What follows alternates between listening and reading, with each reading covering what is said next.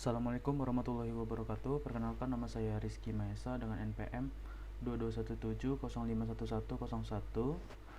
dari kelas B. Di sini saya akan membuat tugas kelima mengenai NFA dengan epsilon move atau epsilon NFA. Jadi untuk definisinya itu yang pertama, mesin NFA itu dimungkinkan untuk berpindah kedudukan atau state secara seketika, yang dimana dengan kata lain mesin NFA dapat berpindah kedudukan tanpa menerima simbol masukan atau input. Mekanisme ini membuat suatu mesin NFA itu bisa berada dalam beberapa state sekaligus. Jadi untuk itu dibuat untaian kosong, yang dimana itu untuk menggantikan nilai masukan. Lalu untaian kosong ini disimbolkan dengan dengan simbol seperti E atau epsilon. Lalu NFA dengan epsilon move. Nah, di sini tuh ada beberapa NFA dengan epsilon move itu. Yang pertama ada NFA dengan epsilon transition.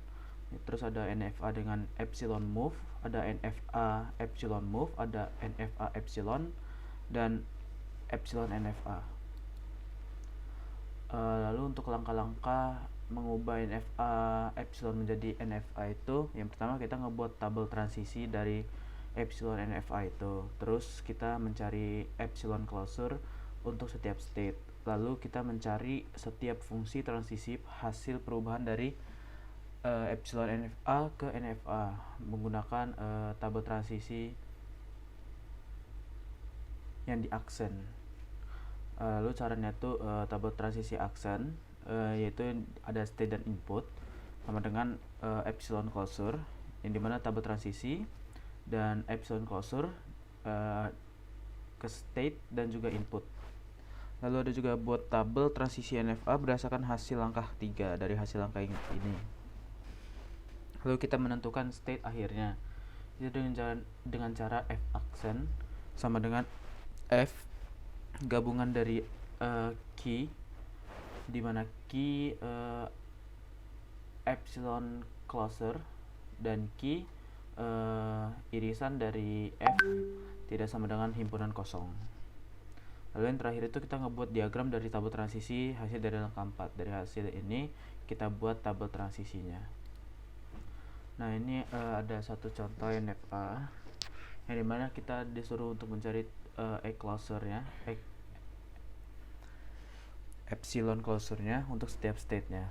Ini kita buat tabel transisinya dulu. Yang pertama, kalau kita lihat kan di sini jika transisi A diinputkan A, maka hasilnya adalah A.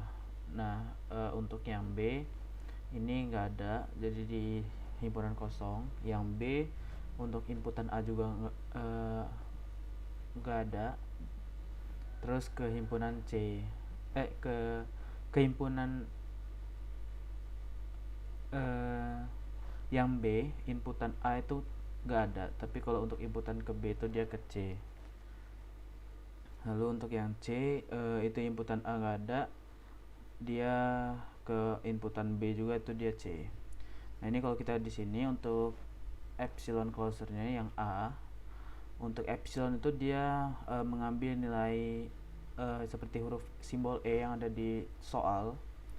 Nah, ini kan kalau kita di sini epsilon closure A itu A sendiri. Jika dia nggak ada tanda logo seperti ini, logo E atau epsilon, dia bakal memasukkan inputan dari diri dia sendiri.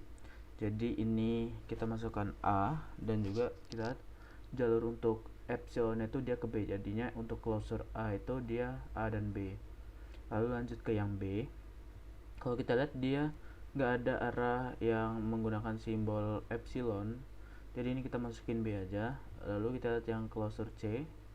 Nah, ini kalau kita lihat C, dia ada logo epsilon di sini. Jadi C A, lalu kita lagi di sini ada epsilon lagi ke B.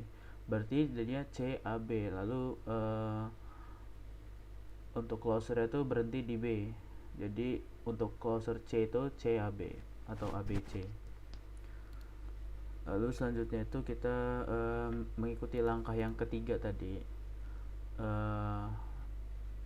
merubah dari epsilon NFA ke NFA. Ini kan kita udah dapet tabel yang dari sebelumnya, dari yang sini yang kita mencari clusternya itu. Lalu kita cari untuk merubah ke NFA. Ini kita rumusnya itu yang tabel transisi aksen, yang dimana input untuk input A, untuk A dan inputan A, yang dimana epsilon closernya itu menggunakan state A dan inputan A. Kalau kita lihat di sini